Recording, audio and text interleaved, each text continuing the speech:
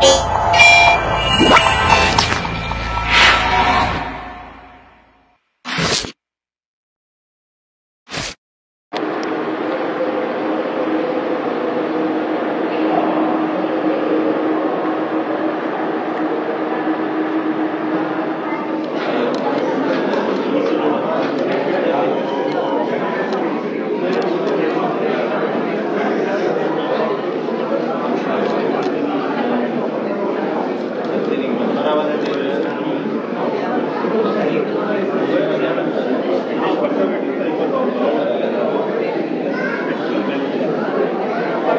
Madhapur art గ్యాలరీలో Galleria 2025 అనేసి ఒక ఫోటో ఎగ్జిబిషన్ అయితే నడుస్తుంది. రవికుమార్ సార్ మనతో పాటు ఉన్నారు. సార్ అసలు ఏంటిది, ఈ కాన్సెప్ట్ తో ఎందుకు ముందుకు వచ్చారు? ఇది Telangana photographic society is a state wide society. So annual event we do every year.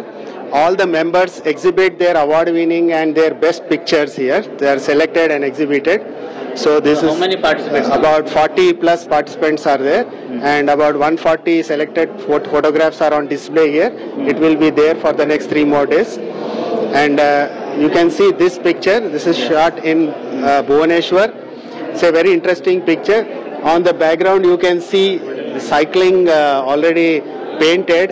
In the same fashion a person is driving a cycle. So this is a interesting picture, and this is something called an art of photography. ఎన్నేళ్ల నుంచి దీంట్లో ఉన్నారు అంటే ఈ creative field and ఈ ఫోటోగ్రఫీలో ఎలా ఇష్టం ఎలా వచ్చింది మీకు అసలు? Actually na photography na childhood hobby. So I have won several awards since childhood. And after I became a doctor and I became a cancer specialist, I have continued my passion for photography, and today I am president of this Telangana Photography Society. So ఒక doctor గా మీరు ఇప్పుడు ఉన్నారు. ఇప్పుడు ఏంటంటే ఇప్పుడు ఇలాంటి cameras లేకపోతే ఇంతకన్నా ఆధునికమైన కెమెరాస్ ఇవన్నీ ఉన్నాయి. బట్ అప్పటి జమానాలో కెమెరాస్ ఎలా ఉండేవి? మీరు ఫస్ట్ చూస్ చేసుకున్న కెమెరా ఎలాంటిది? అది నా first camera Kodak Retinity. That is a 35mm camera which was made in Second World War time. So I still have that photograph of that camera, but because film has now gone out of vogue, now we have entered into a digital age. So I have got new equipment. As we keep on getting new equipment, we have to move on and use that. But the pictures that we took from those times on the film are also as good as what we take now. Sir photography starting మీరు life చూసారు and ఇప్పుడున్న digital world చూస్తున్నారు. Mid ఎరాలో మనకు ఉన్నప్పుడు కొన్ని films ఉండేవి. So అప్పటి జమానాని ఇప్పటి జమానాతో కంపేర్ చేసి చూస్తే ఎలా అనిపిస్తుంది మీకు? అప్పుడు హార్డ్గా ఉండేదా లేకపోతే ఇప్పుడు ఈజీ అయిపోయిందా లేకపోతే ఇంకా? See, most important difference is the cost. ఇప్పుడు మనం ఒక 1000 ఫొటోస్ తీసుకోవచ్చు వితౌట్ ఎనీ ఎక్స్ట్రా కాస్ట్. అప్పుడు ఒక రోల్లో 36 ఉండేది. So it was very precious. That film was very expensive.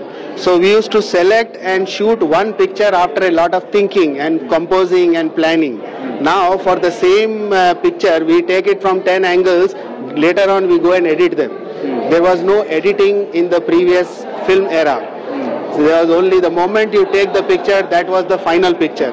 Now today you can keep on editing and changing the picture in several ways. So that is the difference that we see now. So ఎన్ని days ఈ exhibition ఇక్కడ నడుస్తుంది? 3 more days it will be there till Tuesday. Any passes or fee? No, it is open to all. It is free. We want new people to get into this hobby of photography. It's a very interesting thing. Instead of going on digital media, it's a social media. This is a more creative field, and we want young people to join and become photography enthusiasts. అలాగే మనతో పాటు ఇక్కడ ఒక ప్రముఖ మన national level shooter కూడా ఉన్నారు, కృష్ణ గారు. సో ఆయన అడిగి తెలుసుకుందాం అసలు ఈ ఫోటోగ్రఫీ అన్నది అసలు.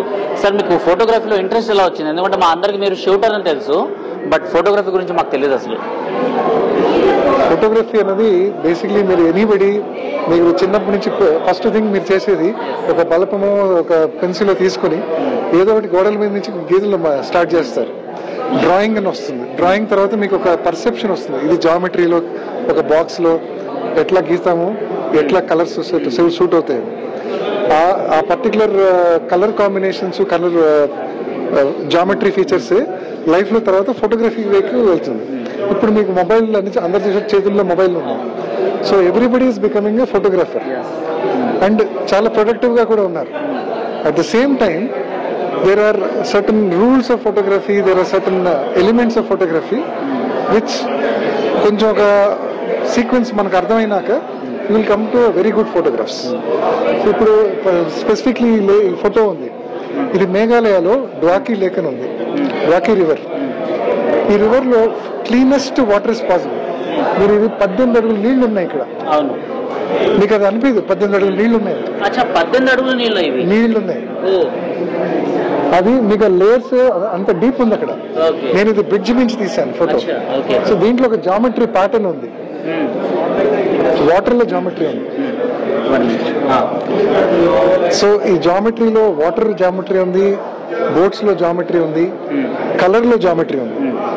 So everything is a composition. So మొత్తం ఒక 4-5 ఫోటోగ్రాఫ్స్ మీరు ఏదైతే తీసారో వాటిని ఇక్కడ ఎగ్జిబిట్ చేసిండ్రు. సో మీకేమనిపిస్తుంది అంటే ఫోటోగ్రఫీ ఈజీయా లేకపోతే షూటింగ్ ఈజీయా? అట్లా కాదండి, everything is based on skill. So shooting అనేది we're focused on one point. ఒక చిన్న అక్కడ షూట్ చేస్తున్నారు, ఇక్కడ షూట్ చేస్తున్నారు అనుకుంటారు కదా చాలా మంది. 2 షూట్ చేస్తున్నాం, బట్ అదేంటంటే అదేంటి అర్జునుడు ఫోకస్ లాగా అనమాట. We're looking at one aim, one focus, గాలి పీల్చుకుని ఒక డైరెక్షన్ లో చూస్తున్నాం.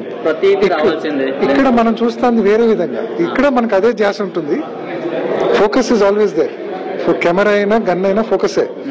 కానీ దీంట్లో ఏంటంటే మనం we're observing the entire scene. అది పీపులా, సీనరీనా, జామెట్రీయా, అది మనం క్యాప్చర్ చేసే ఇమోషన్ బట్టి ఉంటుంది. ఫైనల్ క్వశ్చన్ సార్, ఒకప్పుడు మన చేతిలో మొబైల్స్ ఉండేవి కాదు అండ్ అప్పట్లో ఫోటోగ్రాఫ్స్ ఇవన్నీ ఉండేవి, కానీ ఫిల్మ్స్ ఉండేవి ఆ ఎరాలో. మీరు ఫస్ట్ టైం టచ్ చేసిన కెమెరా ఏది? అండ్ మిడ్ ఎరాలో ఫిల్మ్స్ మాయమైపోయిన తర్వాత ఇప్పుడు మొత్తం డిజిటల్ వరల్డ్ వచ్చేసింది, ఎలా అనిపిస్తుంది? ఫస్ట్ యూజ్ చేసిన కెమెరా?